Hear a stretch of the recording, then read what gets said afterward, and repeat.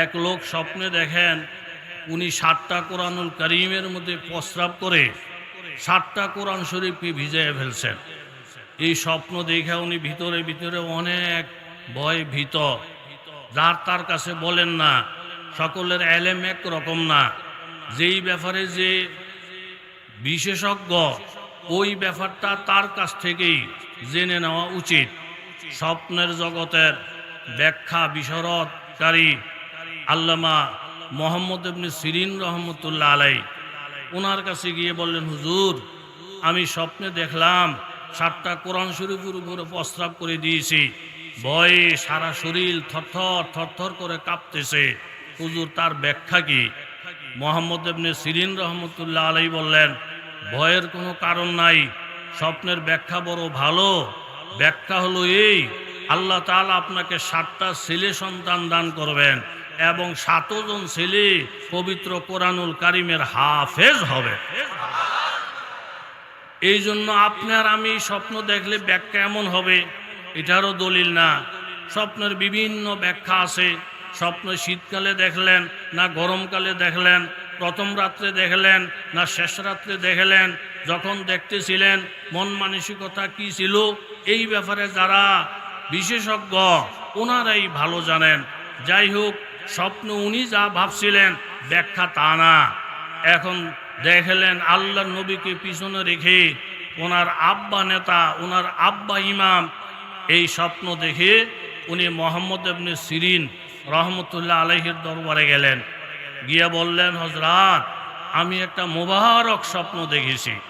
বিশাল সমাবেশের মধ্যে আজান একামত শেষ, এখন ইমাম কে হবেন সেই অপেক্ষায় ছিলাম। দেখলাম নবীকে পিছনে রেখে আমার আব্বা ইমাম। এই স্বপ্নের ব্যাখ্যা কি? মোহাম্মদ ইবনে সিরিন রহমতুল্লাহ আলাইহি বলেন, নবীকে পিছনে রেখে আপনার আব্বার ইমামতি দেখছেন? বলে জি। আপনার আব্বার ইমামতি দেখছেন? বলে জি। স্বপ্নের ব্যাখ্যা ভালো না। আপনার আব্বার ইমামতি দেখেন নাই, নেতৃত্ব দেখেন নাই, আপনার আব্বার নেতাগিরি দেখেন নাই। এই স্বপ্নের ব্যাখ্যা হইল আপনার আব্বার মরণ কাছাইছে। জোরে বলেন ঠিক কিনা? এরম মুসলমানদেরকে পিছনে রেখে ইহুদি নাসারার নেতৃত্ব, দিনদারদেরকে পিছনে রেখে দিন সারাদের নেতৃত্ব, এটা নেতৃত্বের স্বপ্ন দেখে না, বরং মরণের স্বপ্ন দেখতেছে। আলেম ওলামার কথা সহজে সব মানুষে বুঝে না। উনি ভাবলেন দেখলাম সুন্দর, কিন্তু হুজুরের ব্যাখ্যা বলতেছেন খারাপ, তারপর আলেম ওলামার কথা তো একেবারে ফেলে দেওয়া যায় না। উনি তাড়াহুড়া করে বাড়িতে আসলেন। আসার পরে দেখলেন জানাজা রেডি। জিজ্ঞাসা করলেন, কার জানাজা? বলে আপনার আব্বার জানাজা। তৎকালীন সময়ে যোগাযোগ ব্যবস্থা অতটুকু উন্নত ছিল না। বাবার জানাজায় শরীক হইলেন, দাফন করলেন। সব সমাপ্ত করে আস্তে আস্তে আবার আল্লামা মোহাম্মদ ইবনে সিরিন রহমতুল্লাহ আলাইহির কাছে জানতে চাইলেন, হুজুর, আপনার ব্যাখ্যা তো অক্ষরে অক্ষরে বাস্তবায়ন পাইলাম। আমার আব্বা তো মৃত্যুবরণ করেছেন, দাফন করে আসছি। এখন আপনার কাছ থেকে জানার বিষয় হলো এই, দেখলাম আমার আব্বা বড় নেতা, নবী পিছনে, আমার বাবার সামনে। বর্তমান সমাজও দেখা যায় ছোট ছোট বাচ্চারা নেতৃত্ব দেয়, বড় বড় মানুষের ফিরাইয়া পুকুরের মধ্যে ফালাইয়া দেয়। বাবা মনে মনে ভাবে আমার ছেলে বড় নেতা হইছে, আমার ছেলে বড় স্বাবলম্বী হইছে, আমার ছেলে বড় শক্তিশালী হইছে, কিন্তু কিছু কিছু শক্তির পিছনে ধ্বংস টাইনা আনে, এটা সব মানুষে বুঝে না। হুজুর, দেখলাম আমার আব্বা ইমামতি করতেছে, আর আপনি বললেন মৃত্যুর সময় কাছে গেছে, বাস্তব আমার আব্বাকে মরাই পাইলাম। এই স্বপ্নের যে এই ব্যাখ্যা আপনি কিভাবে বুঝলেন জানতে চাই। মোহাম্মদ ইবনে সিরিন রহমতুল্লাহ আলাইহি বলেন, যে মুসল্লি যত পয়সাওয়ালা হোক, যত ধনী হোক, যত সম্পদশালী হোক, নামাজের মধ্যে মাতবুরি করে, বাহাদুরি করে, যদি ইমামের সামনে গিয়া টাকার গরম দেখাইয়া দাঁড়ায়, পয়সার গরম দেখাইয়া ইমামের সামনে দাঁড়ায়, ক্ষমতার গরম দেখাইয়া ইমামের সামনে দাঁড়ায়, ইমামকে দুর্বল মনে করে, কোনো নেতা, কোনো পয়সাওয়ালা, কোনো শিল্পপতি ইমামকে পিছনে রেখে সামনে যদি দাঁড়াইয়া নামাজ পড়তে চায়, আপনাদের কাছে জানতে চাই, ওই নেতার নামাজ হবে না বাতিল হবে? তাইলে মুসল্লি সুস্থ থাকার জন্য, ইবাদতটাকে সহি রাখার জন্য, মুসল্লির মর্তবা আল্লাহর কাছে বৃদ্ধি করানোর জন্য, মুসল্লির দাম বাড়বে তখন মুসল্লি যখন ইমামের পিছনে দাঁড়াবে। ইমামের সামনে দাঁড়াইলে মুসল্লির ধ্বংস আসবে, নামাজ ধ্বংস হবে। মোহাম্মদ ইবনে সিরিন রহমতুল্লাহ আলাইহি বললেন, আপনার আব্বা মুসল্লি পর্যায়ের লোক, আর আল্লাহ নবী যেই মজলিসে থাকবেন ইমামের যোগ্য, নবীকে ছাড়া আর কেউ হতে পারে না। আপনি যখন দেখলেন আপনার আব্বা সামনে, মুসল্লি ইমামের সামনে যায়, কথা ঠিক আছে। মুসল্লি যখন মারা যায়, এই মরা লাশ ইমামের সামনে থাকে, ইমাম জানাজা পড়াইয়া দিলে দাফন হয়ে যায়। তাহলে মুসল্লি ইমামের সামনে থাকা এটা বাঁচার লক্ষণ না মরার লক্ষণ? পাবন্দি তকদীর হে পাবন্দি আহকাম, पाबंदी तकदीर है पाबंदी अहकाम, ये मसला मुश्किल नहीं आए मर्द खरदमान, एक आन में सुबार बदल जाती है तकदीर, है उसका मुकल्लद अभी ना खुश अभी खुरसान, तकदीर के पाबंद नबातात व जमादात, मोमेन फकत अहकाम इलाही का ही पाबंद। ও এলাকার যুবক তরুণ বাবারা, শিল্পপতি বাবারা, স্কুল কলেজ মাদ্রাসার ছাত্র বাবারা, প্রত্যেকের অনুরোধ করে বলছি, বাবা এরকম দামি মানুষকে যখন আমরা দাম দিব, নবীকে যখন মূল্যায়ন করব, কোরআনকে যখন মূল্যায়ন করব, আলেম ওলামাকে যখন মর্যাদা দিব, মা বাবা যত বুড়া হয়ে যাক তাদেরকে সম্মান দেখাইয়া আমি যত পিছনে পিছনে থাকতে থাকব, দেখতে দেখা যাবে আমি পিছনে। আসলে এই পিছনে থাকাটা, এই নম্র ভদ্রতাটা আপনাকে আমাকে সামনে বাড়াইয়া দিবে। এমন এমন কিছু জায়গা আছে, ওই জায়গায় পিছে থাকার মধ্যে বরকত। এই প্রসঙ্গটাকে সামনে রেখে সূরাতুল আহজাব থেকে 36 নম্বর আয়াত আপনাদের সামনে তেলাওয়াত করেছি। এই আয়াতের সারাংশ হইল এই, আল্লাহ এবং আল্লাহর রসুল যখন কোনো ব্যাপারে হুকুম করবেন, এই বিষয়টা বুঝে আসুক চাই না আসুক, এই কথা বলতে পারবে না। আইয়াকুনা লাহুমুল খিয়ারাতু মিন আমরিহিম, নবী হুকুম করছেন, আল্লাহ তাআলা হুকুম করেছেন, আমার মন চাইলে আমি মানব, আমার মন চাইলে আমি না মানব। এটা আমার ব্যক্তিগত ব্যাপার, এটা কোনো মুমিন মুসলমানের কথা হইতে পারে না। বরং মুমিনের আদর্শ হবে আল্লাহ এবং আল্লাহ রসুল যখন কোনো হুকুম করবেন, বুঝে আসুক চাই না আসুক, সেটাকে মান্য করা, মাথায় পেতে নেওয়া, বাস্তবায়নের চেষ্টা করা, এটা হলো মুমিনের আদর্শ। জোরে বলেন ঠিক কিনা? মৌতার যুদ্ধ সামনে 3000 মুসলমান আর অপর দিকে 1 লক্ষ কাফের। আমার নবী রহমতের নবী এলান করলেন, এই যুদ্ধের সেনাপতি হবে যায়েদ ইবনে হারেসা রাদিয়াল্লাহু তাআলা আনহু। উনি যখন শাহাদাত বরণ করবেন, সেনাপতি হবে জাফর ইবনে আবি তালেব। উনিও যখন শাহাদাত বরণ করবেন, সেনাপতি হবে আব্দুল্লাহ ইবনে রাওয়াহা। উনিও যখন শাহাদাত বরণ করবেন, মুসলমানেরা পরামর্শ করে যেই কোনো একজনকে আমির বানাইয়া নেবেন। আমি নবীর ধারণা, আল্লাহ তাআলা শেষ পর্যায়ে মুসলমানদেরকে বিজয়ের পতাকা উড়ানের তৌফিক দান করিবে। আল্লাহ নবীর ঘোষণাটা শোনার সাথে সাথে একজন ইহুদির বাচ্চা এসে এই 3 জন সাহাবীকে বললেন, বাবারা আমি আপনাদের জন্য একটা ভালো উপদেশ নিয়ে আসছি। উপদেশটা হলো এই, আমি আসমানি অনেক কিতাবাদি স্টাডি করেছি, দেখেছি, মোতালা করেছি। নবীর জবান থেকে যদি কারো প্রতি শাহাদতের ইঙ্গিত আসে, ওই লোক যুদ্ধের ময়দান থেকে আর ফিরিয়ে আসে না।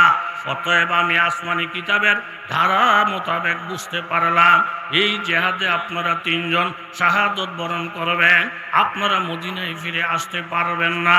অতএব কারণে প্রত্যেকটা মানুষের জীবনের একটা মূল্য আছে। আপনারা যেই কোনো বাহানা করে এই যুদ্ধর থেকে এরকম পিছনে থাকার না যাওয়ার ব্যবস্থা করেন, আর নচেত আপনাদের ভবিষ্যৎ অন্ধকার, আপনাদের মৃত্যু নিশ্চিত। কথাটা শোনার সাথে সাথে 3 জন সাহাবী এরকম সিংহের মতো গর্জন মেরে উঠলেন। ইহুদির বাচ্চা দূর হয়ে যাও।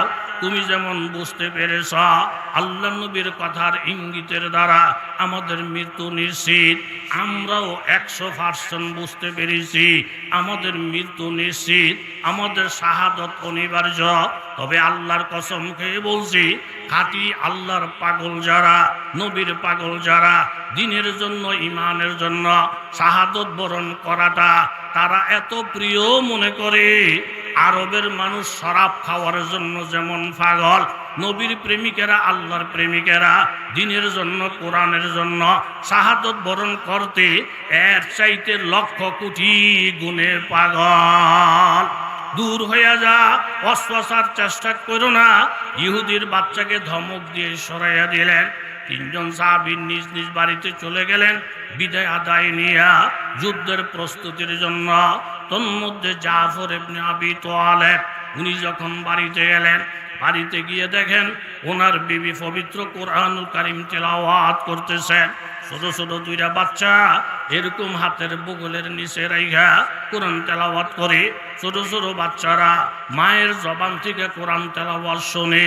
যেই বাচ্চারা মায়ের মুখ থেকে কোরআন তেলাওয়াত শুনবে, যেই বাচ্চারা মা বাবার ইবাদত বন্দেগী দেখবে, যেই বাচ্চারা মা বাবার জিকির আজকার দেখবে, এটার থেকে বাচ্চাদের বিরাট একটা শিক্ষণীয় হয়। এর মধ্যে হযরতে জাফর রাদিয়াল্লাহু আনহু বললেন, বিবি জরুরি একটা কথার জন্য তোমার দরজায় আসছি, তুমি আমার কথাটা মনোযোগ দিয়ে শোনো। কোরআন তেলাওয়াত সাময়িকের জন্য বন্ধ রাখো। মৌতার যুদ্ধ রেডি হয়ে গেছে। আল্লাহ নবী তিনজন সাহাবীকে সেনাপতির দায়িত্ব দিয়েছেন, তন্মধ্যে আমিও একজন। আমি শাহাদত বরণ করলে আব্দুল্লাহ ইবনে রাওয়াহার পালা। নবীজির কথার দ্বারা বুঝতে পারছি এই জিহাদে গেলে আমার শাহাদত নিশ্চিত। আমি আর মদিনায় ফিরে আসব না, আমি আর তোমাদের চেহারা দেখব না, আমি আমার বাচ্চাদের মুখ আর কোনোদিন দেখব না। আমি তোমার কাছ থেকে বিদায়ের জন্য আসছি, তুমি আমাকে হাসি মুখে বিদায় দাও। কথাটা শোনার সাথে সাথে বিবি বললেন, দেখেন স্বামী আমার, আল্লাহর ব্যাপার, নবীর ব্যাপার, ধর্মীয় ব্যাপার, এইখানে বাধা দেওয়ার ক্ষমতা আমার নাই, আমি বাধা দিবেও না। আপনি যে আল্লাহর বান্দা, আমিও সেই আল্লাহর বান্দি। তবে আপনার কাছে আমার ছোট্ট একটা অনুরোধ, আপনি একটু ঘরে প্রবেশ করেন।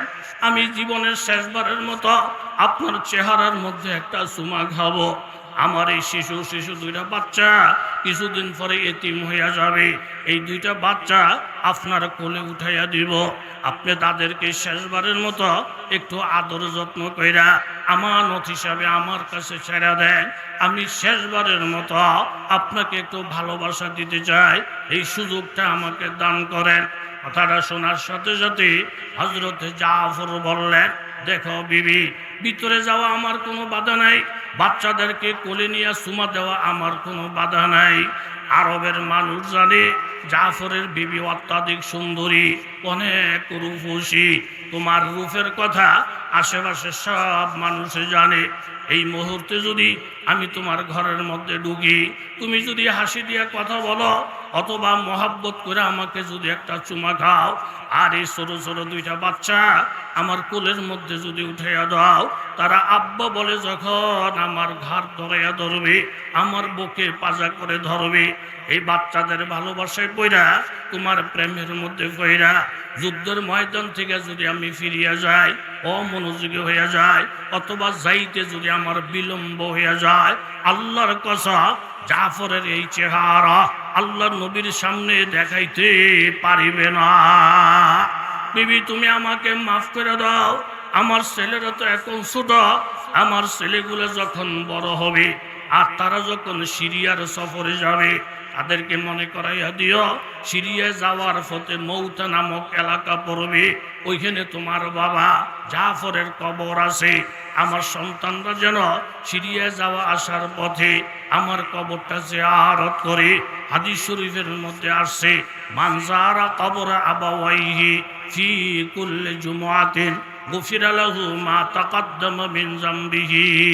কোন সন্তান, পুরুষ সন্তান যদি জুমার দিন মা বাবার কবর জিয়ারত করে, আমার আল্লাহ তাআলা খুশি হইয়া ওই সন্তানের গত জীবনের সমস্ত সগীরা গুনাহ মাফ করিয়া দিবে। কিন্তু দেখা যায় বাবা আমরা আলেম দিয়া দোয়ার ব্যবস্থা করি, মৃত্যুবার্ষিকী আসলে মসজিদে বইলা দিয়ে আমার আব্বার জন্য দোয়া করা। আলেম ওলামা দোয়া করবে, সেটা কোনো খারাপ না, কিন্তু আলেম ওলামার থেকে আপনার হক বেশি, আপনার দায়িত্ব বেশি। আপনি যতটুকু পারেন মা বাবার কবরের পাশে দাঁড়ান, বিশেষ করে জুমার দিন যে আরত করেন, এই দায়িত্বটা আপনি পালন করেন। আপনার ছেলে সন্তানেরও দায়িত্ব পালন করবে।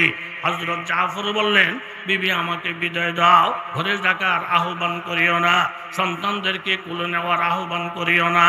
হযরত জাফর দেখিয়ে দিলেন, আমার বিবির থেকে, আমার ছেলে সন্তান থেকে, এমনকি আমার জীবনের থেকে আমার নবীর দাম এবং মর্যাদা আমি জাফরের কাছে কোটি কোটি গুণে বেশি। জোরে বলেন ঠিক কিনা? হযরত জাফর চলে গেলেন, যায়েদ ইবনে হারেসা চলে আসলেন। এইভাবে এক পর্যায়ে সেনাপতি এবং অন্যান্য সৈন্যরা মৌতা নামক জায়গায় পৌঁছে যুদ্ধ যখন শুরু হয়ে যায়, আমার আল্লাহ তাআলা পুরা যুদ্ধের নকশাটা নবীজির সামনে হাজির করে দিলেন। আল্লাহ নবী মসজিদে নববীতে বসা, কিন্তু যুদ্ধের চিত্রটা আমার নবীর সামনে হাজির। নবীর সামনে যুদ্ধ হাজির করাইয়া দিয়েছেন। জোরে বলেন কেডা? বাখলিলে খেসরাদর নারে গোলজারা কুনি গাহ ইসমাইলেরা আজাদ আজ কুরবা কুনি ফরকে জাকারিয়া দুনিমাস আর রাকার দিয়াই করিম দর্তনে আইয়ুব সাহেব তোমায় কেরমা কুনি গাহি ইউনুসরা দেহি দর বতনে মাহিয়ে মুকাম গাহি ইউসুফ রাজ কেনা বরদরে রন্দা কুনি। প্রত্যেক নবী রসুলদেরকে আমার আল্লাহ তাআলা পরীক্ষা নিরীক্ষা ছাড়া সফলতা দেন নাই, তরাক্কি দেন নাই, উন্নতি দেন নাই। সাহাবায়ে কেরাম পরীক্ষার মধ্যে পড়ছেন। আপনার আমার জন্য পরীক্ষা নিরীক্ষা আছে। এই পুরাটা নকশা নবীর সামনে হাজির হয়ে গেছে। হযরতে যায়েদ ইবনে হারেসা তলোয়ার নিয়ে যখন সামনে বাড়ালেন, তুমুল লড়াই চালিয়ে গেলেন। এক পর্যায়ে তিনি শাহাদত বরণ করলেন। শাহাদত বরণ করার সাথে সাথে পতাকাটা হযরত জাফর রাদিয়াল্লাহু আনহু হাতে নিলেন। নবী বললেন, সাহাবীরা শোনো, এইমাত্র জাফর শাহাদত, এইমাত্র যায়েদ ইবনে হারেসা শাহাদত বরণ করেছেন। এখন পতাকা জাফরের হাতে। হযরত জাফর রাদিয়াল্লাহু আনহু আমার নবীর আপন চাচাতো ভাই, পতাকা নিয়ে সামনে বাড়লেন, তলোয়ার নিয়ে সামনে বাড়লেন। কাফেরদের প্রচন্ড আঘাতে ওনার ডান হাতটা এইভাবে শহীদ হয়ে যায়। ডাইন হাত শাহাদত বরণ করার সাথে সাথে উনি এই কথা বলেন নাই, আমাকে বাঁচাও, আমাকে বাঁচাও, আমি সামনে বাড়তে পারবো না। ডাইন হাত শাহাদত হয়ে গেছে, বাম হাতে পতাকা নিয়ে সামনে বাড়লেন। আবার বাম হাত শহীদ হয়ে গেছে, মুখের মধ্যে কামড়াইয়া পতাকা নিয়ে সামনে বাড়লেন। ও যুবক বাবারা, একটা মিনিটের জন্য মুরাকাবা করে দেখো বাবা, একটা আঙ্গুল কেটে গেলে মুহূর্তের মধ্যে আমাদের সব প্ল্যান শেষ হয়ে যায়। একে একে দুইটা হাত কেটে গেছে, এখনো নবীর পাগল জেহাদের থেকে পিছনে হটে না, দৌড়াইয়া পালানোর চেষ্টা করে না, বরং মুখের মধ্যে পতাকা জড়াইয়া সামনে বাড়ালেন। আরো কিছু কাফেরের দল আইসা হযরত জাফর রাদিয়াল্লাহু আনহুর গর্দানে হামলা করলেন। এক পর্যায়ে তিনি শাহাদত বরণ কইরা নিথর হইয়া রক্তমাখা শরীর নিয়া জমিনে পড়ে যায়। আব্দুল্লাহ ইবনে রাওয়াহার হাতে পতাকা। আল্লাহর নবী বললেন, ও উপস্থিত সাহাবীরা শোনো, এইমাত্র জাফর শাহাদত বরণ করেছেন। হযরত জাফরের দুইটা হাত এইভাবে কেটে গেছেন। বাড়ির মধ্যে খবরটা পৌঁছে দাও। আল্লাহর নবীর চোখ অশ্রু এইভাবে ঝারঝার করে পড়তেছে। জিবরাইল আমিন এসে বলেন, ইয়া রাসূলুল্লাহ, জাফরের মৃত্যুতে আপনার কলিজা আঘাত লাগছে, এইটাই স্বাভাবিক। আল্লাহ তাআলা সুসংবাদ দিয়েছেন দ্বীনের জন্য, ইসলামের জন্য। হযরতে জাফর দুইটা হাত যখন শাহাদত বরণ করে ফেলেছেন, এই দুই হাতের বিনিময়ে আল্লাহ তাআলা জাফরকে দুইটা পাখা দান করেছেন। এই দুইটা পাখা মাইরা মাইরা হযরতে জাফর আল্লাহর জান্নাত ভ্রমণ করিতেছে। এইভাবে আব্দুল্লাহ ইবনে রাওয়াহা শহীদ।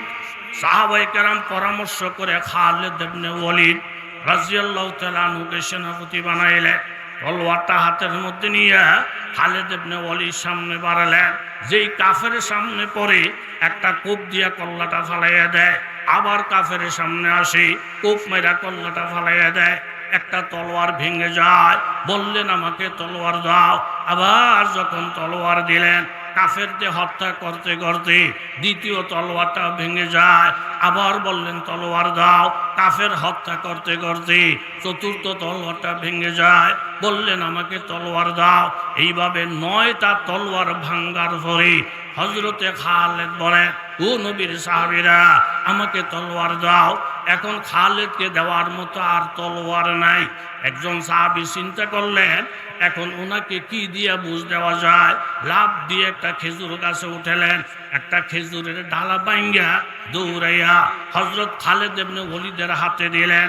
এই খেজুরের ডালাটা খালেদ ইবনে ওয়ালিদের হাতে যাওয়ার সাথে সাথে আমার আল্লাহ তাআলা খেজুরের ডালাটাকে তলোয়ার বানাইয়া দিয়েছে। এই জন্য দোস্ত আহবাব, আল্লাহ তাআলা দিনকে বরবাদ করে হইতে দেন নাই। এই দিনের আশেক যারা, পাগল যারা, তারা দেখিয়ে দিলেন আল্লাহ আল্লাহ রসুল যখন কোনো হুকুম করবেন, হুকুমটা করতে দেরি, মানতে দেরি নাই। যুক্তিমতো হইল কি হয় নাই সেটা দেখার টাইম নাই। নবী হুকুম করছেন আর সেটা মান্য করা, এটা হইল উম্মতের জন্য ফরজ। জোরে বলেন ঠিক কিনা? খন্দকের যুদ্ধ 10,000-এর উপরে এইভাবে কাফের মুশরিক সব সম্মিলিতভাবে মদিনায় হামলা করবে। আল্লাহ নবী সাহাবীদেরকে নিয়ে পরীক্ষা খনন করলেন। এর মধ্যে 4 ওয়াক্তের নামাজ আমার নবীর কাজা হয়ে যায়। আল্লাহ নবী ক্ষুধার্ত, অনেক সাহাবায়ে কেরাম ক্ষুধার্ত। তন্মধ্যে হযরতে জাবের রাদিয়াল্লাহু তাআলা আনহু আল্লাহ নবীর ক্ষুধার্ত অবস্থা দেখা চলে আসলেন বাড়িতে। বাড়িতে আইসা বিবির সাথে পরামর্শ করলেন, বিবি, আল্লাহ নবী ক্ষুধার্ত, নবীকে মেহমানদারি করার মতো কোনো সামান কি ঘরে আছে? মেহমানদারি করা সুন্নত। মান কানা ইউমিনু বিল্লাহ ওয়াল ইয়াউমিল আখির ফালইউকরিম যায়ফাহু। যাদের পক্ষান্তরে আল্লাহর উপরে ঈমান আছে, আখিরাতের প্রতি বিশ্বাস আছে, তাদের জন্য উচিত তারা যেন মেহমানের একরাম করে, মেহমানদারি করে। যেই ঘরের মধ্যে বেশি বেশি মেহমান আসে, ওই ঘরের রিজিকের মধ্যে আল্লাহ বরকত দান করে, ওই ঘরটা জিন্দা ঘরের মতো। আর যেই ঘরের মধ্যে মেহমান আসে না, মেহমানদারি হয় না, ওই ঘরের মধ্যে আয় বরকতও থাকে না। কথা জোরে বলেন ঠিক কিনা?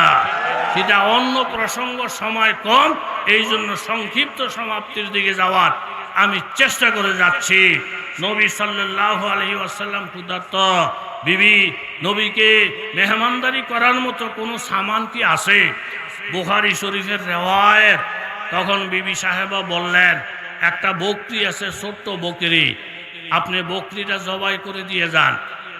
আর অল্প কিছু আটা আছে, আমি রুটি বানাইতে থাকি আর গোশত পাক করতে থাকি। আপনি গিয়ে আল্লাহ নবীকে কানে কানে বলেন, ইয়া রাসূলুল্লাহ, অল্প কিছু গোশতের ব্যবস্থা আছে, অল্প রুটির ব্যবস্থা আছে, ইয়া রাসূলুল্লাহ আপনার দাওয়াত। নবী আসলে আমরা ফ্যামিলি সহ একবেলা খাওয়ার ব্যবস্থা হবে। আপনি নবীজিকে বুঝাইয়া বলেন আল্লাহ নবীর একা দাওয়াত, ডানে বামের কোনো চিন্তা ফিকির এই মুহূর্তে আমাদের নাই। হযরত জাবের রাদিয়াল্লাহু তাআলা আনহু আল্লাহ নবীর দরবারে এলেন, গিয়া বললেন, ইয়া রাসূলুল্লাহ, অল্প রুটির ব্যবস্থা আছে, অল্প গোশতের ব্যবস্থা আছে, ইয়া রাসূলুল্লাহ আমাদের ঘরে আপনার দাওয়াত। কয়জন? কথা বলেন, কয়জন? আর একটু জোরে বলেন, কয়জন? নবী সাল্লাল্লাহু আলাইহি ওয়াসাল্লাম ওনার কথা বুঝতে পারছেন, উনি কি বুঝাইতে চাইছে। আল্লাহ নবীর বুঝার কোনো বাকি নাই। নবী বুঝতে পারছেন, উনি একজনের দাওয়াত নিয়ে আসছেন।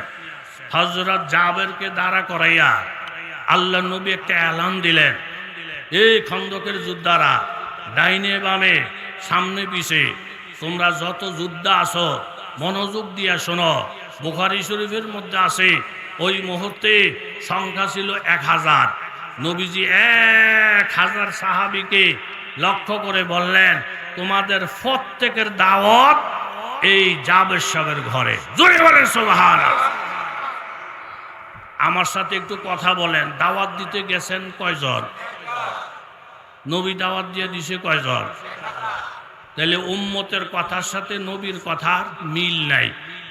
উম্মত বলে এক, নবী বলে 1000। সাহাবী বলেন মাথাটা নষ্ট। এই মুহূর্তে যদি বলি ইয়া রাসূলুল্লাহ, এই 1000 হইতাম না ইয়া রাসূলুল্লাহ, তাইলে বাদ কুরবানির পরে দেখা যাক, রমজানের পরে দেখা যাক, বাদ। তাইলে নবীর সাথে বেয়াদবি হবে। নবীর সাথে বেয়াদবি হইলে ইমান আমল কইরা কোনো ফায়দা নাই। নবীকে বেজার কইরা আল্লাহকে খুশি করা যায় না। কথা জোরে বলেন, ঠিক কিনা? চিন্তায় পড়ে গেলেন, কি করি, আবার যদি কিছু না বলি, নবী 1000 সাহাবে নিয়ে গেলে আমার উপায় কি? অনেক চিন্তা ভাবনা কইরা ভাবলেন আমার বিবির সাথে একটু পরামর্শ করে তাড়াতাড়ি দৌড়ে আইসা বিবিরে বলেন, বিবি সাহেব ভেজাল হয়ে গেছে। কি? নবীরে একা দাওয়াত করছি, বুঝাইয়া বলছি, কিন্তু আল্লাহ নবী 1000 সাহাবী দাওয়াত দিয়ে দিছে। আমাদের দেশের মেয়ে লোক যদি হইতো আধা ঘন্টা পর্যন্ত হুজুর করে গাইলেই তো, এই হুজুরকে খাইছো তুই। একজন করলে 5 জন, 5 জন করলে 25 জন, 25 জন করলে 200 জন। দাওয়াতের কথা শুনলে হুশ জ্ঞান সব হারাইয়া লায়। বাপরে বাপ, খাইতে পাগল। দাওয়াত দিতে গেছেন একজন, নবী দিয়ে লেছে 1000 জন। এইটা আমগো দ্বারা সম্ভব না, লন আমরা ঘর তালা দিয়া ফলাইয়া যাই। এই খাইচ্যতের মেয়ে লোক সমাজে, কথা জোরে বলেন, আছে না নাই? উত্তরা এলাকায় আমার এক দীর্ঘদিনের মুসল্লি, উনি উত্তরে আজমপুর, আমার সাথে দেখাটা হই জড়াইয়া ধরছে, হুজুর আমি এখানে একটা ফ্ল্যাট নিছি, আপনার পিছনে বহু নামাজ পড়ছি, হুজুর আমার একটা অনুরোধ, আমার ফ্ল্যাটের মধ্যে বৈশা আপনি শুধু একটা চা খেয়ে আসবেন। আমি বললাম টাইম নাই, বেশি আপনার মনের আবেগ হইলে এখান থেকে আমাকে একটা চা বানিয়ে দেন। না হুজুর, এই চা আর আমার ঘরের চা এক না, হুজুর আসমান জমিন বেশ কম। বাস মূল কথা, অনেক রিকোয়েস্ট করার পরে আমি ওনার বাসায় ড্রয়িং রুমে গিয়ে বসলাম। আমি বললাম যে ভাই দেরি করেন না, আমি কিন্তু অনেক কাজ থুইয়া আপনার মন রক্ষার জন্য আসি, হুজুর অল্প সময়। এই কথা বলে আমারে ড্রয়িং রুমে বসে যে ভিতরে গেছে প্রায় ফোনে 1 ঘন্টা। উনিও আইয়ে না, ওনার কোনো মোবাইল নাম্বার আমার কাছে নাই। আমি যে ফোন করে বলবো যে ভাই তাড়াতাড়ি আসেন, আমার চা লাগবো না, আমি বিরক্ত হয়ে গেছি। আবার একা যদি বাহির হয়ে যায়, এটাও তো একটা দৃষ্টিকটু। না বইলে গেল গা, কি নিয়ে গেল গা, নানান চিন্তা ভাবনা করে মন খারাপ, বসে রয়েছি। ঘণ্টাখানিক পরে দেখি একটা বিস্কুট আর একটা রং চা নিয়া সামনেকে সালাম আলাইকুম, হুজুর আসসালামু আলাইকুম, হুজুর একটু লেট হয়ে গেছে কইয়া চাটা থুয়ে বিস্কুটটা যখন দিছে, তখন আমি বললাম, দেখেন আপনি দীর্ঘদিনের মুসল্লি, সত্য করে বলেন, আপনি যে আমার চার জন্য ভিতরে গেছেন, ফিডা ভাড়া খাইছেন নি বউয়ের? হুজুর আপনি কেমনি বুঝলেন? আমি তো আপনার চেহারার যে নমুনা, আপনি তো একটা উড়াল দিয়া আমার চা বিস্কুট খাওয়ানোর কথা, আপনি একটা বিস্কুট আর চা নিয়েছেন 1 ঘন্টা পরে। হুজুর আপনি রোগটা ধরে লাইছেন। আমি অগ্রিম কিছু বলি? হুজুর বলেন। আপনি যখন গিয়ে বলছেন এক হুজুর নিয়ে আইসি, ওনারা চা খাওয়াইতে হইব, তখন বউ প্রথম জারিটা দিছে, হুজুর মুজুর খাওয়ানোর টাইম নাই। কত হুজুর রাস্তায় ঘুরে, ইদানে চা খাওয়াইলে কি লাভ হইব, নানান কথাবার্তা বইলা হ্যাঁ আরেক দিকে সিট তুইয়া শুয়ে রয়েছে। আবার ঠেললাম নেই কেটে করছেন, কিছুতেই রাজি করতে পারেন না। এরপরে আপনারা অনেক গালিগালাজ করছে, এরপরে ফাওটাও ধইরা এই 1 ঘন্টা তেল মেখে আপনি চাটা নিয়ে আইছেন। কোয়ার সাথে সাথে আঞ্জা করে ধইরা আমারে কইতাছে কানে কানে, হুজুর বউ সিধা করার কোনো তাবিজ আপনার কাছে আসেনি? তাবিজান হুজুরের কাছে গিয়া যখন বলছে, হুজুর স্বামী স্ত্রীর মধ্যে ঝগড়া, হুজুরের সমস্যা কি, জামাইটা বড় খারাপ, কথা গালি দেয়। হুজুর মা আপনার কোনো দোষ নাই?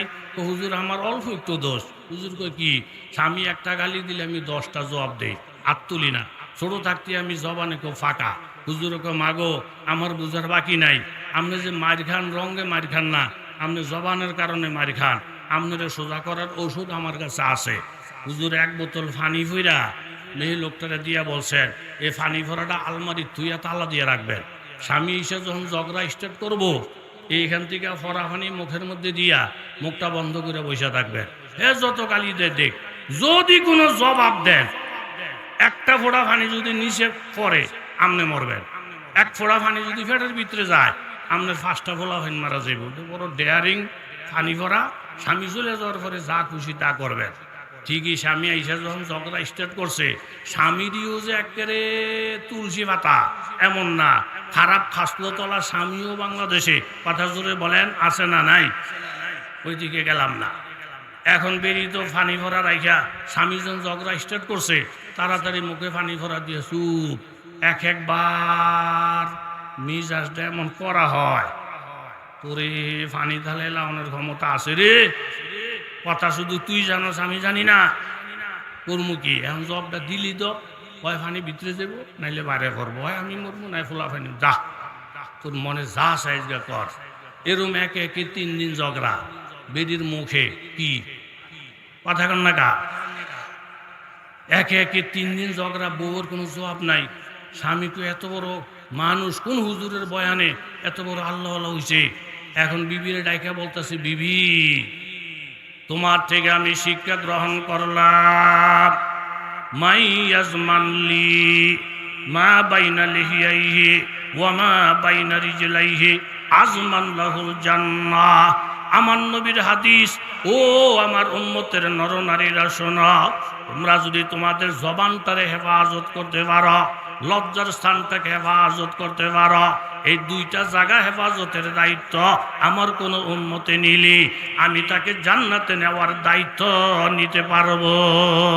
স্বামী বললেন, বিবি গো আমার, আজকে 3 দিন ঝগড়া করি কোনো জবাব দেও না। তুমি এত ভালো হইয়া গেছ, আমি তোমার ফাও শুইয়া কসম খাইতেছি, তুমি যেমন কথা বইলা আমার মনে কষ্ট দাও নাই। আজকে একে 3 দিন কত ঝগড়া করলাম, আমিও ওয়াদা করলাম আমিও কথা বইলা তোমার মনে কষ্ট দেব না। স্বামী স্ত্রী 2 জন জবানকে হেফাজতের দায়িত্ব যখন নিছেন, এখন তাবিজ লাগে নাই, তোমার লাগে নাই, রহমতে এলাহি ঘরের মধ্যে ভরপুর হয়ে গেছে। জোরে বলেন ঠিক কিনা? জাবের সাপ দাওয়াত দিছে কয়জন? কথা কন না কা? নবী দিছেন কয়জন? বিবির কাছে যখন পরামর্শের জন্য আসছে, আল্লাহু আকবার, বিবি সাথে সাথে বললেন, স্বামী গো আমার, একজন দাওয়াত দেওয়া হইল আমাদের সিদ্ধান্ত, আমরা হইলাম উম্মত। 1000 দাওয়াত দেওয়া এটা হইল নবীর সিদ্ধান্ত। আর নবী হইলেন নবী। উম্মতের কথা মাইনা মাইনা চলা নবীর উপরে ফরজ না, ওয়াজিব না। কিন্তু নবী যদি কোনো কথা বলে, বুঝে আসক চাই না আসক, সেটা মাইনা মাইনা চলা প্রত্যেকটা বান্দার উপরে ফরজ হয়ে যায়। জোরে বলেন সুবহানাল্লাহ। শরীয়তুহু তরিকাতুহু তামামি, শরীয়তুহু তরিকাতুহু তামামি, হাকিকত মে মোহাম্মদ কি গোলামি। বিবি ডাক দিয়ে বলেন, স্বামী গো আমার, 28 পারা সূরাত তাহরিমের যে আয়াত, এই আয়াতকে আপনি ভুলে গেছেন। আল্লাহ তাআলা সূরাত তাহরিমে বলেন, ইয়াউমা লা ইউখজিল্লাহুন নাবিয়্যা ওয়াল্লাযীনা আমানু মাআহু নূরুহুম ইয়াসা বাইনা আইদিহিম ওয়া বিআইমানিহিম ইয়াকুলুনা রব্বানা আতমিম লানা নূরানা ওয়াগফির লানা ইন্নাকা আলা কুল্লি শাইইন কাদির। আমার আল্লাহ তাআলা সূরাত তাহরিমের মধ্যে বলেন, ওই দিনের কথা স্মরণ করা, যেই দিন অনেক ইজ্জতওয়ালা মানুষ নিজের ইজ্জত বিলীন হয়ে যাবে। অনেক সুখী সুখী মানুষ হাসরের ময়দানে ঘামের মধ্যে সাঁতরাইতে থাকবে। ওই বিপদের দিনেও তো আমার আল্লাহ তাআলা আমার নবীকে অপমান করবেন না। নবীর সঙ্গে যারা মুমিন বান্দা তাদেরকে অপমান করবেন না। স্বামী গো আমার, একজন দাওয়াত দেওয়া আমাদের সিদ্ধান্ত, আমরা হইলাম উম্মত। উম্মতের কথা মাইনা চলা নবীর উপরে ফরজ না। মুসল্লির সব কথা মাইনা ইমামতি করতে হবে এমন কোনো ফরজ না। মুসল্লি যদি শরীয়তের বাহিরের কোনো হুকুম ইমামকে করে, ওই লোকটা সভাপতি হোক, সেক্রেটারি হোক, আর মুতাওয়াল্লি হোক, আর এমপি হোক, চেয়ারম্যান হোক, ওনার কথা মাইনা চলা ইমামের উপরে ফরজ হবে না। জোরে বলেন ঠিক কিনা? কিন্তু ইমাম যদি শরীয়ত মোতাবেক কোনো হুকুম দেয় সেটা মান্য করা মুসল্লির উপরে ফরজ হয়ে যাবে। বিবির কথাটা শুই না স্বামীর ইমান দুরুস্ত হয়ে গেছে, আমি তো ভুলের মধ্যে আছি, একজন দাওয়াত দেওয়া আমাদের সিদ্ধান্ত, আমগো কথা মাইনা চলা নবীর উপরে ফরজ না। নবী যখন 1000 দাওয়াত দিছেন এটাই হলো আমাদের কর্মসূচি। বিবি তুমি ফাঁকশাক রেডি করো, আমি আল্লাহ নবীকে নিয়ে মেহমান নিয়ে আসতেছি। বিবির ফাঁকশাক যখন রেডি, আল্লাহ নবী 1000 সাহাবী নিয়ে হযরত জাবেরের ঘরে হাজির। জাবের ফাঁকশাক রেডি বলে, হা পাতিলটা আমার সামনে আনো। পাতিলটা আনার পরে আল্লাহ নবী বরকতের জন্য দোয়া করলেন। জাবেরকে বললেন, জাবের ঢাকনাটা খুলো না, ডান দিক থেকে মেহমানদারি করবা, ভিতরে কি আছে না আছে দেখার চেষ্টা করো না, তুমি তোমার কাজ করতে থাকো, আমি আমার কাজ করেছি। আর তোমার আমার যে পালনেওয়ালা বাকিটা আল্লাহ আল্লাহ তাআলার কাজ করবেন। কথাবার্তা শেষ, মেহমানদারি আরম্ভ হয়ে গেছে। আল্লাহ নবী ঘুরে ঘুরে দেখে, জাবের এইখানে রুটি আরো বাড়াইয়া দাও, জাবের এইখানে গোস্ত আরো বাড়াইয়া দাও। আমার এই সাহাবী আজকে 3 দিন না খাওয়া, আমার এই সাহাবী আজকে 2 দিন না খাওয়া। আল্লাহ নবী ঘুরা ঘুরা দেখে, নবী ক্ষুধার তোর নিজে না খাইয়া উম্মতের ঘুরা ঘুরা খাওয়ায়। এইভাবে খাওয়াইতে খাওয়াইতে খাওয়াইতে খাওয়াইতে 1000 সাহাবী পেট ভর্তি করে খাইলেন। হযরত জাবের রাদিয়াল্লাহু আনহু চিন্তায় পড়ে গেলেন, আজকের আসল মেহমান তো আল্লাহর নবী। 1000 সাহাবী খাইয়া আমার বাড়ি থেকে সকলে সন্তুষ্ট হয়ে গেল। নবীর যদি খাওয়াইতে না পারি তাইলে আমার কলিজার আগুন কেউ নিভাইতে পারবে না। আমার আসল মেহমান তো নবী। এরকম রুটি জানি আর বাকি আসেনি, গোস্ত জানি ফাতিলের মধ্যে আর আসেনি। হযরত জাবের সহ্য করতে না পাইরা হঠাৎ করে রুটি এবং গোস্তের পাতিলের উপরে থেকে ঢাকনাটা সরাইলেন।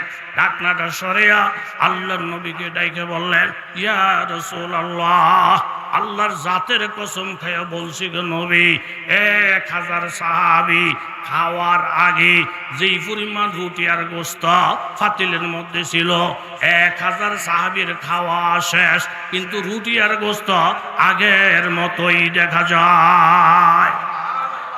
আজ জুহু গুনাহগার হু আয় খালিক আকবর, दिन रात ये करता हूँ दुआ हाथ उठाकर, ये यसरब में जूहे रोज़ाए फूर नूरे पैगंबर, उस गैरत जन्नत के ज़ियारत हो मुयस्सर। আল্লাহ নবী জাবেরকে বললেন, জাবেরকে কেন্দ্র করে পুরা উম্মতকে জানিয়ে দিলেন, ও জাবের তোমার বিবির সুসংবাদ দিয়ে দাও, তোমরা যুক্তির পিছনে পড়ো নাই, তর্কের পিছনে পড়ো নাই, নবীর কথার প্রতি আজমত দিছ, নবীর কথাকে মান্য করছ, যার কারণে নবী দোয়া করছেন তোমাদের খানার মধ্যে বরকত আসছে। এইভাবে উম্মত যখন নবীর কথা মাইনা, আলেম ওলামার কথা মাইনা, দ্বীন শরীয়তের কথা মাইনা জীবন যাপন করবে, বরকতের মালিক জোরে বলেন কেডা? আল্লাহ নবী মেরাজে যাওয়ার পরে আরশে আজিমের মধ্যে আল্লাহর সঙ্গে মোলাকাত। আল্লাহ তাআলা নবীকে জিজ্ঞাসা করেন, ইয়া রাসূলুল্লাহ, আপনি যে মেরাজ আসছেন আমার জন্য কি হাদিয়া নিয়ে আসছেন? তখন নবীজি বললেন, আত্তাহিয়াতু লিল্লাহ, 2 নম্বর ওয়াসসালাওয়াতু ওয়াত-তাইয়্যিবাত, হে আল্লাহ, আমি আপনার জন্য আমার যত শারীরিক ইবাদত, যত আর্থিক ইবাদত, সমস্ত ইবাদত আপনার জন্য নিয়ে আসি। তখন আল্লাহ তাআলা নবীর প্রতি উত্তরে বলেন, নবী গো, আপনি আমাকে ইবাদত দিয়েছেন, আমি আপনাকে 3টা পুরস্কার দান করলাম। 1 নম্বর আসসালামু আলাইকা আইয়ুহান নবিয়্যু, 2 নম্বর ওয়া রাহমাতুল্লাহ, 3 নম্বর ওয়া বারাকাতুহু। নবী আপনি আমাকে ইবাদত দিয়েছেন, আমি আপনাকে 3টা নিয়ামত দিলাম। 1 নম্বর হলো শান্তি, 2 নম্বর হলো রহমত, 3 নম্বর হলো বরকত। আপনি আপনার উম্মতদেরকে জানাইয়া দেন, যেই উম্মত ইবাদত করবে সেই উম্মত শান্তিতে থাকবে, রহমতের মধ্যে থাকবে, তার কামাই রুজির মধ্যে বরকতের মধ্যে থাকবে।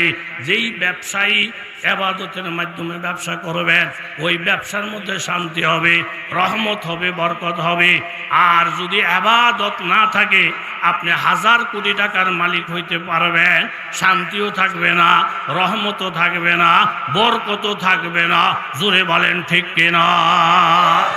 এই জন্য আল্লাহর সাথে সম্পর্ক কায়েম করতে গিয়া প্রথম যেই কথাটা আরম্ভ করেছিলাম, এরকম আলেম ওলামা দ্বীন শরীয়ত আল্লাহ আল্লাহর রাসূলকে সামনে নিয়ে আমি যখন গোলামি করব, মাথা নত করব, তখন আল্লাহ তাআলার রহমতের দরজা খুলবে।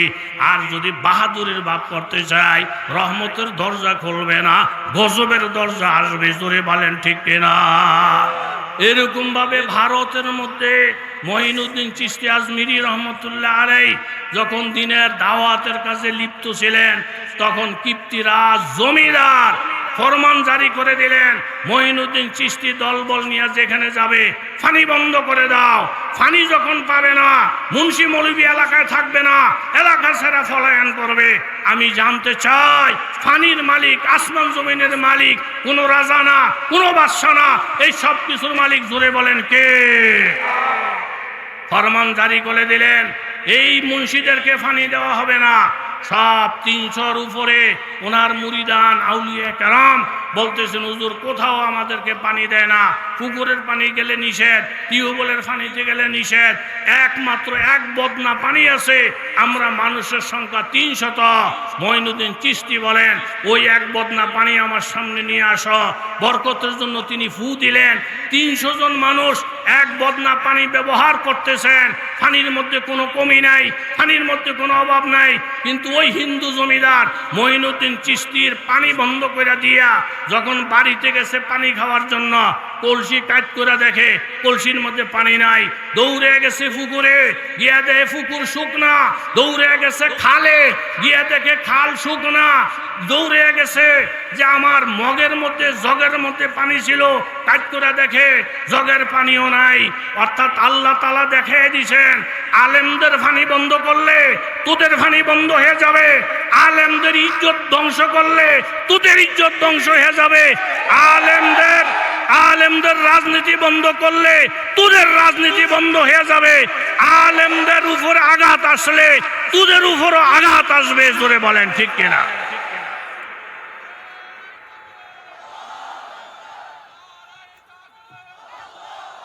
চতুর্দিকে হই হুল্লোড় শুরু হয়ে গেছে। দলে দলে দলে দলে হিন্দুরা গিয়া কিপ্তিরাজ জমিদারকে চাপ সৃষ্টি করছে। জমিদার, আপনি কোন আগুন নিয়ে খেলা করছেন? মঈনুদ্দিন চিশতি আজমিরিকে মুন্সি মনে করেন, আলেমদেরকে মুন্সি মনে করেন। যারা জ্ঞানী মানুষ সেই ফিলিস্তিন আর ইসরায়েলের দিকে তাকান। মাস্ত সমষ্টি মুষ্টিগত কয়েকটা সংগঠন মাত্র, হিসাব করলে একটা জেলার সমান হবে না। এই কয়েকজন বীর মুজাহিদের সামনে সারা পৃথিবী থরথর করে কাঁপতেছে। হামাসের সামনে কাঁপতেছে, হিজবুল্লাহর সামনে কাঁপতেছে। আল্লাহ চোখের মধ্যে আঙ্গুল দিয়ে দেখাই দিতেছেন, আগুন নিয়ে খেলা করো না, মুসলমানের পানি বন্ধ করবা। ও বেঈমানের গোষ্ঠীরা, তোদের পানি আমার আল্লাহ বন্ধ করবে। সব পাগল। মুসলমান জোর জবরদস্তি করে কাউকে কলমার দাওয়াত দেয় না। এরকম খাজা গোলাম হাসান রহমতুল্লাহ আলাইহি ভারতের বীর সেনানীদের মধ্যে, বড় আল্লাহওয়ালাদের মধ্যে একজন। শেষ বয়সে হাজার হাজার মুরিদ যেদিকে যায় মানুষ সম্মান করে, কি হিন্দু কি মুসলমান সব পায়ের মধ্যে উহুর খাইয়া পড়ে। আলেম ওলামার সম্মান করলে, মুসলমানের সম্মান করলে কিছু নাস্তিক মোরতাদ, কিছু মুনাফেক তাদের শরীরে আগুন ধাউ ধাউ করে জ্বলে। বলেন ঠিক কিনা? ওই মুহূর্তে রাজা বাদশাহ প্রত্যেকের ভিতরে গাত্রদা শুরু হয়ে যায়, হিংসা শুরু হয়ে যায়। গোলাম হাসান একজন মুন্সি, বুড়া, এর নিয়ে এত তুলু তুলু তুলু তুলু কারণটা কি? জিজ্ঞাসা করলেন, হ্যার মুরিদ কত? বলে হাজার হাজার। মুসলমান কত? বলে হাজার হাজার। ওনার বিরুদ্ধে মামলা হয়েছে কোর্টে। মামলার মধ্যে লেখা, খাজা গোলাম হাসান জোর করে করে হিন্দুদেরকে মুসলমান বানায়। ওনাকে ঠেকাইতে না পারলে রামের নাম থাকবে না, সব কলমা ভোলা হয়ে যাবে। গ্রেপ্তারি পরোয়ানা জারি। খাজা গোলাম হাসান রহমতুল্লাহ আলাইহি আদালতের সামনে হাজির। জজ জিজ্ঞাসা করে, মুন্সি সাহেব, আপনাদের দেখতে দেখা যায় বুড়া, কিন্তু তেজ তো অনেক বেশি, আপনি মানুষের জোর করে করে কলমা পড়ান। উনি বলেন, জোর কর্ম করতে আমার তো শরীরই শক্তি নাই, আর জোর করে কাউকে কলমা পড়ানোর বিধান ইসলামের মধ্যে জোরে বলেন নাই, জোরে বলেন নাই। কারো মন্দির ভাঙ্গা হেরে মুসলমান বানাইতে হবে, হিন্দুর দোকান আগুন দিয়া ফোরাইয়া দিতে হবে, চাপ সৃষ্টি করে তাকে কলমা ফরাইতে হবে। এটা রাষ্ট্রীয়ভাবে যেমন নিষেধ, ধর্মগতভাবেও নিষেধ, কোরআনের দিক থেকেও নিষেধ, হাদিসের দিক থেকেও নিষেধ। কথা জোরে বলেন ঠিক কিনা? আমি জোর করি না। আমাদের আমল, আমাদের আখলাক, আমাদের এই চাল চলন দেখা দলে দলে হিন্দুরা কলমা পড়ে মুসলমান হইতেছে। আমি কাউকে জোর করি না, কাউকে জোর করে কলমা পড়াই না। যতই বলে বিশ্বাস করে না। এখন খাজা গোলাম হাসান সাহেব জজ সাহেবরে ডাক দিয়ে বললেন, জজ সাহেব, আপনার এই যে পুরাতন একজন ব্যারিস্টার, আপনার এইখানে ইনি দীর্ঘদিন পর্যন্ত ওকালতি করে না? বলে হ্যাঁ। তাইলে আপনি যে বলতেছেন জোর করে আমরা কলমা পড়াই, আপনি একটু তামসাটা দেখেন। ব্যারিস্টারের দিকে, চেহারাটার দিকে তাকাইছে, তাকে বলেন, এই ব্যারিস্টার সাহেব, এই ব্যারিস্টার সাহেব, আমি কি কোনোদিন আপনারে বলছি যে আপনি কলমা পড়ে মুসলমান হয়ে যান? এই কথা বইলা যে ব্যারিস্টারের দিকে তাকাইছে, আল্লাহওয়ালার চোখের জুতি যখন পড়ছে, রহমতের নজর যখন পড়ছে, চেহারার ঝলক করার সাথে সাথে ব্যারিস্টার কলমা পড়ে মুসলমান হয়ে গেছে। আল্লাহু আকবার।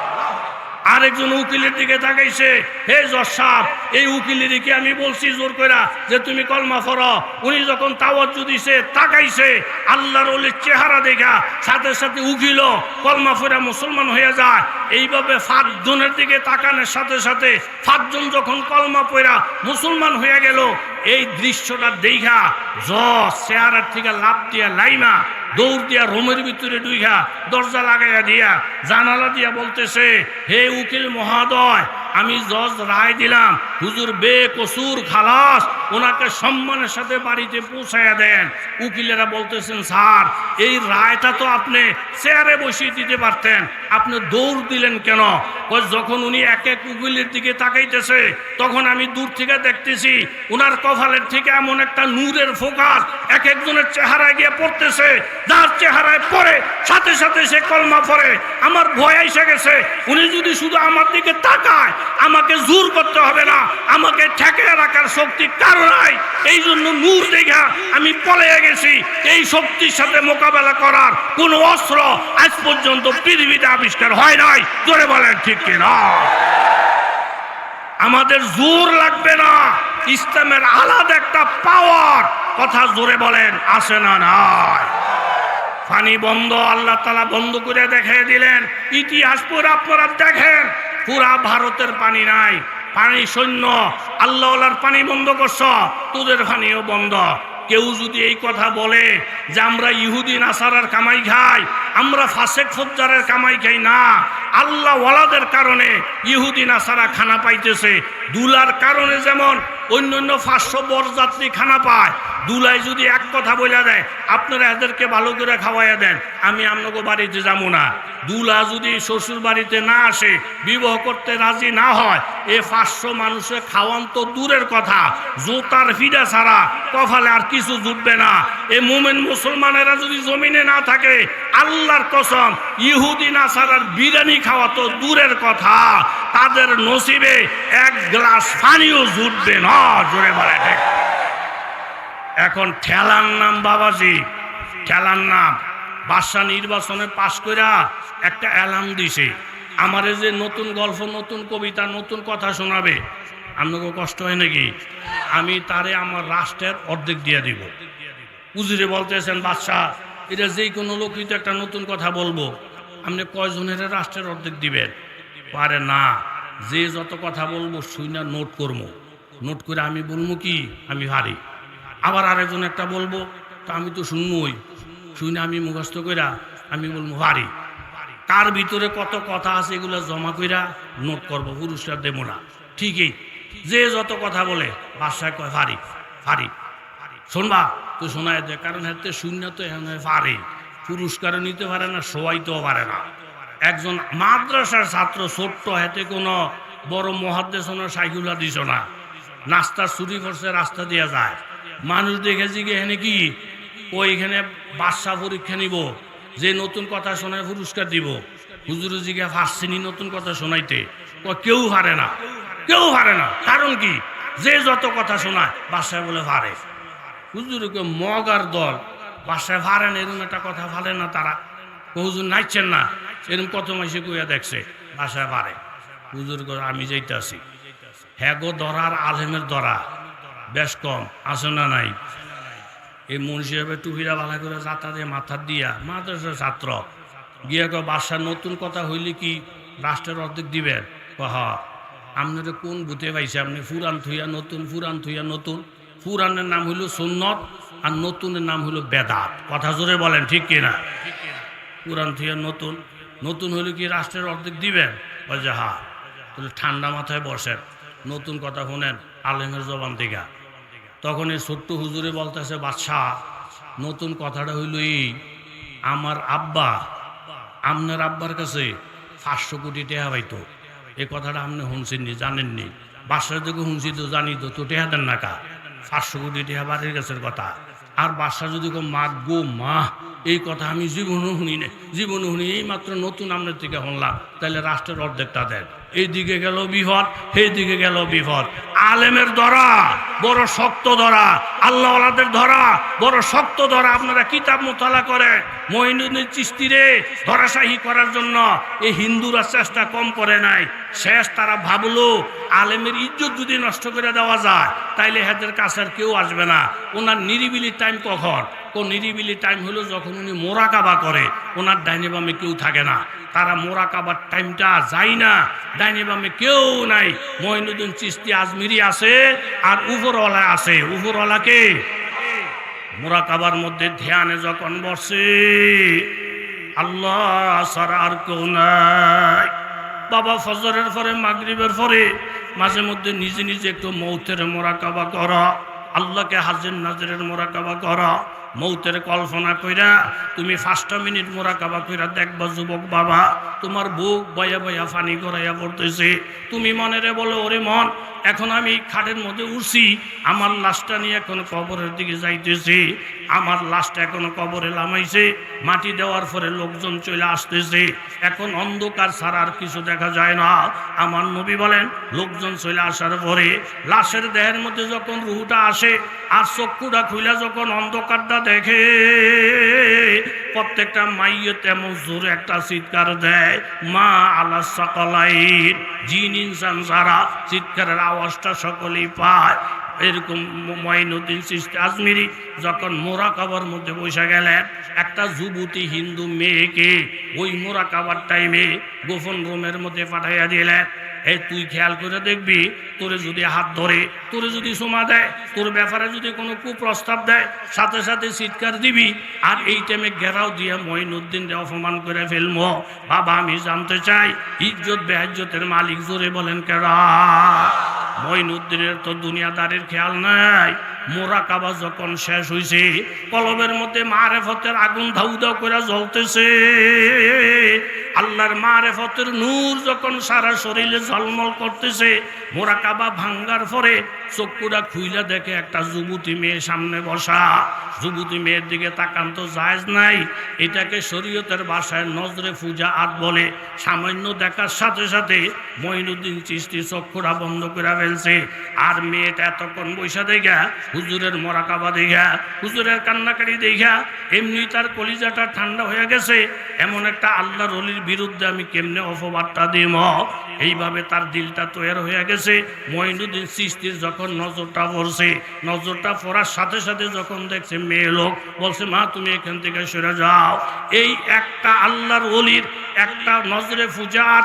সামান্য একটু নজর পড়ার কারণে কিতাবের মধ্যে লেখছে পরবর্তীতে এই মেয়েটা মুসলমান হইয়া 30 পারা কোরআনের হাফেজ হয়ে গেছে সুবহানাল্লাহ এই জন্য আল্লাহ ওয়ালাদের সোহবত এটার পাওয়ার অনেক বেশি চতুর্দিকে যখন এরকম হুজুরে যখন বললেন যে বাদশাহ আমার আব্বা আপনার আব্বার কাছে 500 কোটি টাকা পায় এই কথাটা আগে শুনছে বাদশাহ যদি বলে শুনছি তো জানি তো দেন টাকা আর যদি বলে না এটা তো জীবনও শুনি নাই তাহলে রাষ্ট্রের অর্ধেকটা দেন এইদিকে গেল বিপদ এইদিকে গেল বিপদ এই জন্য হাদিস শরীফের মধ্যে আসছে ইত্তাকুয়ান ফেরাসাতিল মুমিন মুমিনদেরকে তোমরা সোজা মনে করো না বোকা মনে করো না গাদা মনে করো না ফাইন্নাহু ইয়ানজুরু বিনূরিল্লাহ তাদের ভিতর একটা নূর আছে এই নূর দিয়ে তারা যা জানে যা দেখে তোমরা দেখো না কথা বলেন ঠিক কি না হযরত ওমর চলছেন মদিনার সরু পথ দিয়া, ওই দূরে একজন যুবক হাতের মধ্যে মদের বোতল, জোরে বলেন কিসের? হঠাৎ হযরত ওমরকে দেখে ঘাবড়াইয়া গেছে। ওমর যদি মদের বোতল সহ আমারে ফায়, একটা কূপ দিয়া কল্লাটা ফালাইয়া দিব। এই মুহূর্তে আমি কি করতে পারি? যুবক ভয়ে থরথর করে কাঁপতেছে আর আল্লাহর কাছে বিনিয়ে বিনিয়ে তওবা করতেছে। ও যুবক বাবারা, নিশা করো বাবারা, শরাব আল্লাহ তাআলা জান্নাতে খাওয়াবে, ফি জান্নাতিন নাঈম, নেয়ামতওয়ালা জান্নাতে জান্নাতীরা থাকবে, আলা সুরুরিন মুতাকাবিলিন, একজন আরেকজনের সামনাসামনি হইয়া বসবে, ইউতাফু আলাইহিম বিকাসিম মিন মাইন, জান্নাতের সেবকেরা পেয়ালা লইয়া লইয়া ঘুইরা ঘুইরা জান্নাতীদেরকে শরাব পান করাবে। কাউকে পান করাবে যুবকেরা, কাউকে শরাব খাওয়াবে ফিরিস্তারা। আর একদল আল্লাহর পাগল আছে, তারা যুবকদের হাতে শরাব খাবে না, ফিরিস্তাদের হাতে শরাব খাবে না। তারা বলবে যে আল্লাহর জন্য সিজদা করছি, যে আল্লাহর জন্য ইবাদত করছি, সেই আল্লাহ আমাদেরকে নিজ হাতে শরাব না দিলে আমরা শরাব খাবো না।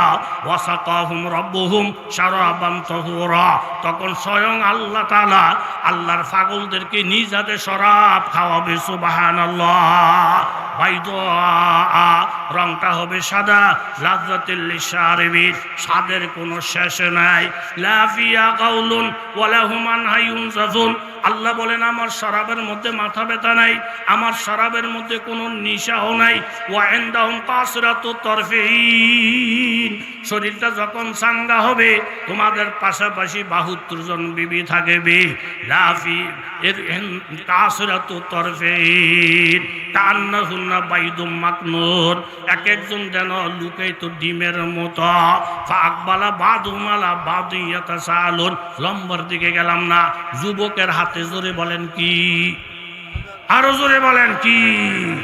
হযরত ওমরকে দেখা কলিজাটা ভয় ভীত হয়ে গেছে।